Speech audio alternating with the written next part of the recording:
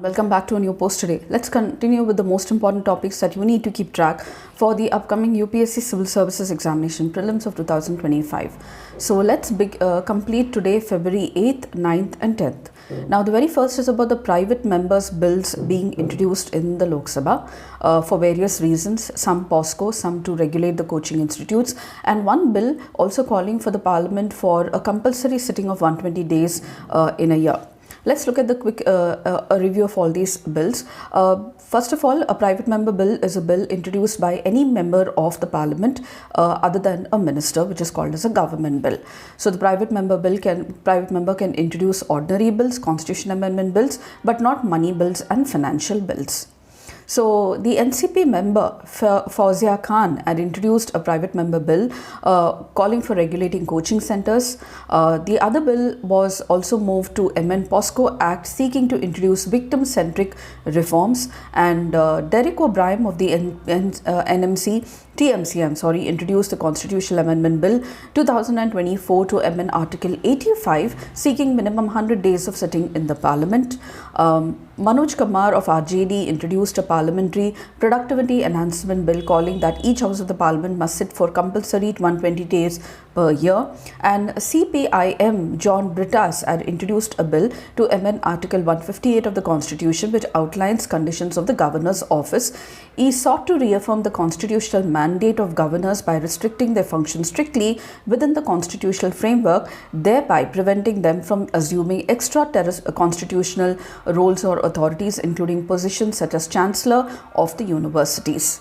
Now let me tell you that Article 85 of the Constitution speaks that the President from time to time shall summon each House of the Parliament to meet at such time and such place where he thinks fit, but 6 months shall not intervene between the last sitting of the first session and the date appointed for the next sitting, first sitting of the next session. So this is only the information given in Article 85. It also says the President may from time to time prorogue the House or either House and also dissolve the House of the People.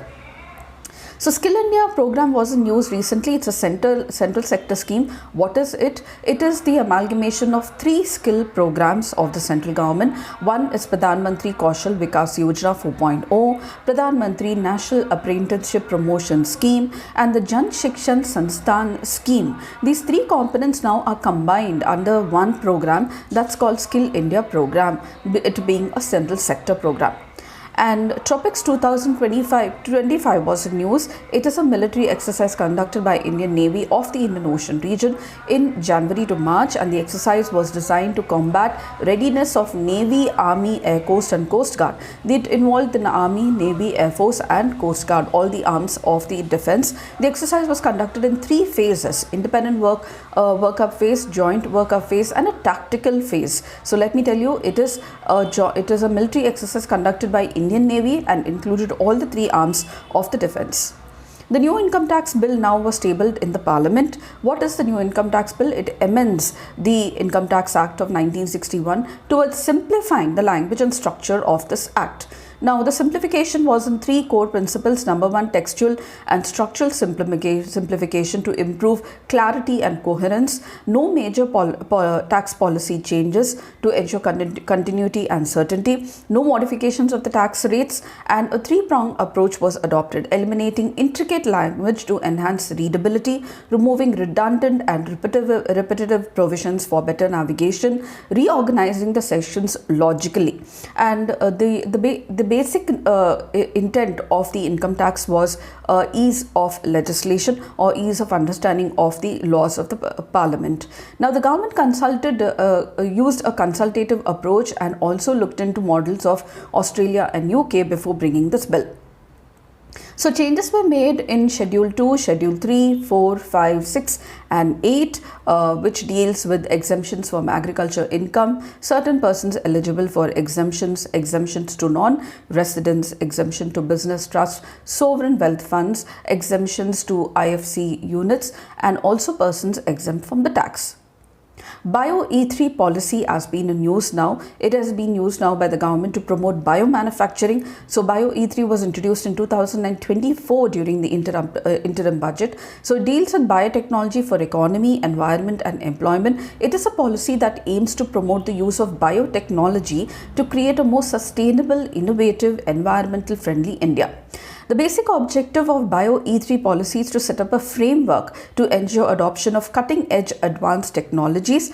It outlines guidelines and principles to enable fostering of high-performance biomanufacturing. It is aligned with India's vision of green growth and also lifestyle for environment or life that envisions the collective approach towards sustainability. And it will also fulfill the vision of net zero carbon economy of the country. Now the government is in consultation with the with stakeholders to implement this Bio-E3 policy. And recently, Supreme Court had questioned Tamil Nadu governor's intent of avoiding assent to the bills. So let me tell you, there are two articles that deal with this in the Constitution. Article 200 speaks about the governor's power when a bill comes to him after it is passed by the legislature of the state. So he can give his assent, he can withhold his assent or send back the bill for reconsideration or even reserve the bill for the president. Article 201 speaks about the powers of the governor with regard to a state bill. ICC, that is the International Criminal Court, which is headquartered in Hague in Netherlands, now has been sanctioned.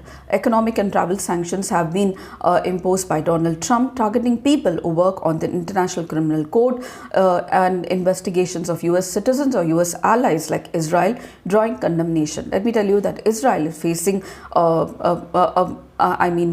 case from the ICC with regard to genocide of the Hamas. It is a permanent court to prosecute individuals of war crimes, crimes against humanity, genocide, and the crime of aggression against a territory of the member state. So Benjamin Netanyahu is under the radar of the ICC for genocide of Hamas, and it is headquartered at Netherlands, Hague, and now it is being sanctioned by Trump. The National Mission for Manuscripts is rolling. So the objectives of this is documentation, conservation, digitization and online dissemination of manuscript heritage of India. To achieve this, the mission established 100 manuscript resource centers across the country and manuscript conservation centers all across India. The mission will be a network of manuscript conservation centers and resource centers that will preserve, document, disseminate India's rich manuscript heritage.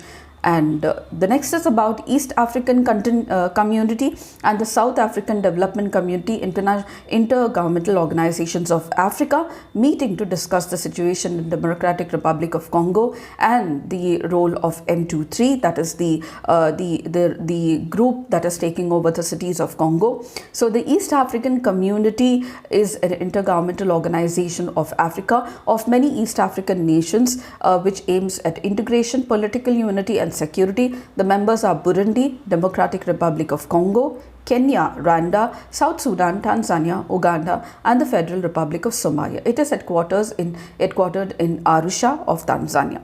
The Southern African Development Community is an intergovernmental organization headquartered in Gaborone, Botswana.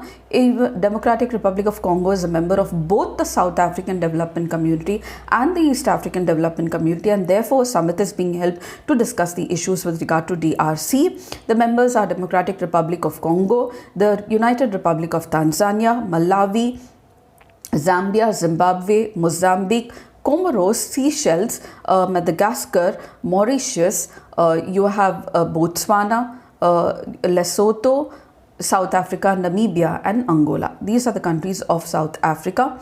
And the last news is about Morand Ganjal project. Where is this project and what is this project about? It's an irrigation project now in Madhya Pradesh to help the districts of Hoshangabad, Beetul, Harda, Kandwa deal with water scarcity and irrigation as well.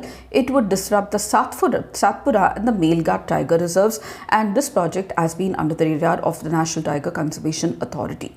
It was conceived in 1972 and has got the approval from the Madhya Pradesh government.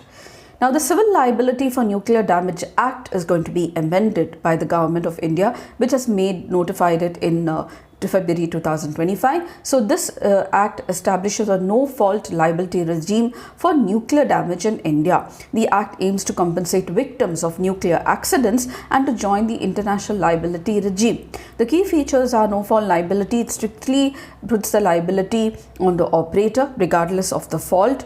Compensation, the act provides for compensation to victims. Operator's liability is limited to amount and time. The operator must have mandatory financial security or insurance to operate nuclear power stations, and it establishes a Nuclear Damage Claims Commission. Now, this act was enacted to join the international liability regime and the Vienna Convention on Civil Liability for Nuclear Damage, which is an international agreement on nuclear liability. In February 2025, the central government announced its intent to amend the Civil Liability for Nuclear Damage Act and the Atomic Energy Act. The amendments will help India to attract nuclear power technologies. So these are the most important topics I thought I should be tracking for February 8th, 9th and 10th. If you did like, please do like, share and subscribe, and don't forget to comment at the end of the video. I shall see you in my next post. Until then, it's very happy learning.